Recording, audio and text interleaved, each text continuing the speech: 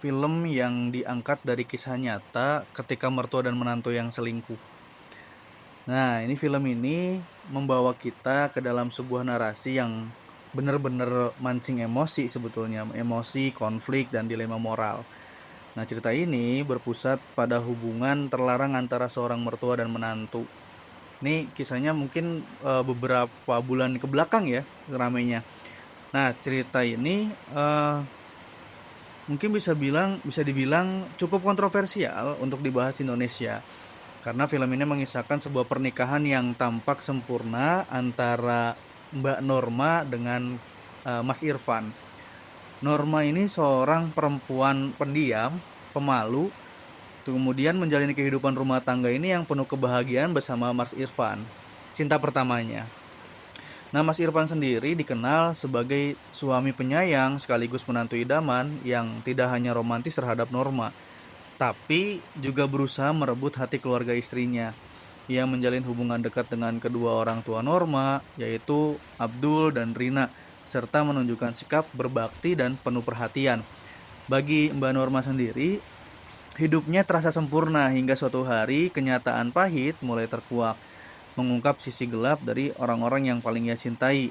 Perlahan, kecurigaan Mbak Norma ini tumbuh, gerak-gerik Mas Irfan ini berubah, tatapan aneh dari ibunya, Ibu Rina gitu, ibunya si Mbak Norma ini, kemudian berbisik-bisik yang tak sengaja ia dengar menciptakan kegelisahan dalam hatinya.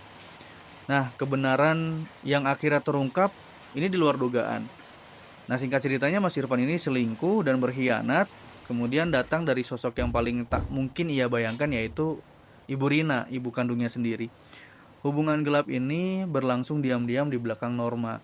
Eh, Tema perselingkuhan mertua dan menantu dalam film Norma ini bukan hal baru dalam dinamika rumah tangga. Rasulullah SAW bahkan pernah mengingatkan bahaya berkholwat dengan ipar, saudara pasangan, hingga mertua. Dalam sebuah hadis dikatakan dari Uqbah bin Amir bahwa Rasulullah SAW bersabda, jauhilah masuk ke ruangan wanita. Maka seorang laki-laki dari kaum Ansor bertanya, wahai Rasulullah, bagaimana dengan ipar? Beliau menjawab, ipar adalah kematian. Nah, hadis ini dinukil dari hadis Bukhari dan Muslim. Nah, hadis ini memberikan kita penjelasan tentang betapa seriusnya larangan selingkuh dengan kerabat. Ad-Dihlawi menjelaskan bahwa istilah hamu dalam hadis merujuk pada kerabat dari pihak suami seperti saudara laki-laki suami atau ayah mertua, kecuali ayah dan anak laki-laki yang memang mahram. Muhammad bin Abdil Hadi As-Sindi juga mengungkapkan maksud hadis ini dalam catatan kaki yang bertuliskan sebagai komentar kitab Sahihul Bukhari. Maknanya adalah bahwa bahaya kerabat sendiri atau ipar atau hamu lebih besar karena ia lebih memungkinkan untuk berduaan dengan istri saudaranya tanpa ada yang mengingkari. Nah, hadis ini merupakan peringatan terhadap kebiasaan masyarakat yang sering meremehkan hal ini, seperti berduaan dengan istri saudara laki-lakinya. Nah, masih berkaitan dengan hadis ini, Al-Munawi bahkan menyebutkan dalam pandangan Imam Malik yang sangat ketat dalam hal ini hingga melarang kholwat berduaan antara seorang wanita dengan anak tiri suaminya, meskipun secara syariat diperbolehkan, karena potensi fitnah tetap ada.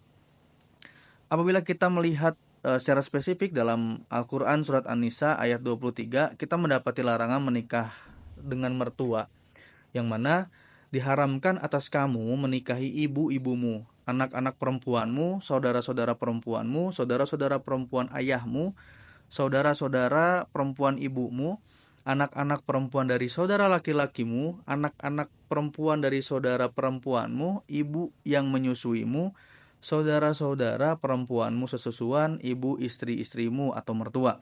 Ayat ini menegaskan bahwa mertua atau ibu dari seorang istri haram untuk dinikahi. Bahkan Al-Qurtubi dalam tafsirnya mengutip penjelasan yang dapat disimpulkan bahwa ibu mertua itu haram untuk dinikahi, baik si suami sudah berhubungan badan layaknya suami istri atau belum. Beliau juga mengutip sebuah riwayat telah datang dengan tegas dari hadis Amr bin Shu'aib dari ayahnya, dari kakeknya, dari Nabi Shallallahu Alaihi Wasallam. Jika seorang laki-laki menikahi seorang wanita, maka tidak halal baginya untuk menikahi ibu wanita tersebut. baik dia telah menggauli anaknya ataupun belum. Dan jika dia menikahi ibunya namun belum menggaulinya lalu menceraikannya, maka dia boleh menikahi anaknya. Ini dinukil dari hadis Bukhari Muslim dalam kitab Al-Qurtubi Al-Jami' li Ahkamil Quran. Menukil sebuah kisah dari Al-Muwatta, Abdullah bin Mas'ud, seorang sahabat Nabi SAW yang terkenal dengan keilmuannya, didatangi seseorang yang meminta fatwa. Bolehkah seseorang menikahi ibu dari wanita yang pernah dinikahinya jika pernikahan dengan anak perempuan itu belum disempurnakan dengan hubungan suami istri?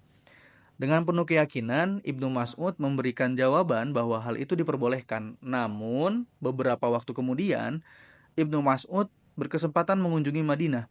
Di sana, ia tidak menyia-nyiakan waktu untuk memverifikasi pendapatnya. Dengan rendah hati, ia bertanya kepada para ulama setempat tentang hukum yang pernah difatwakan.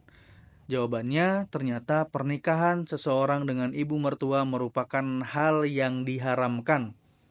Ulangi lagi, jawaban daripada Ibnu Mas'ud ini, ternyata pernikahan seseorang dengan ibu mertua merupakan hal yang diharamkan. Seketika ia pun mencabut fatwanya dan memerintahkan orang yang meminta fatwa kepadanya untuk menceraikan istrinya. Nah, ini dinukil dari kitab Al-Muwatta karya Imam Malik. Nah, dalam konteks film Norma, ayat dan hadis-hadis yang telah dijelaskan menjadi penegas larangan hubungan pernikahan antara mertua dan menantu. Nikah saja dilarang, apalagi selingkuh hingga terjadi perzinahan. Tentu saja konsekuensinya lebih berat. Na'udzubillah min dzalik, wallahu a'lam bishshawab.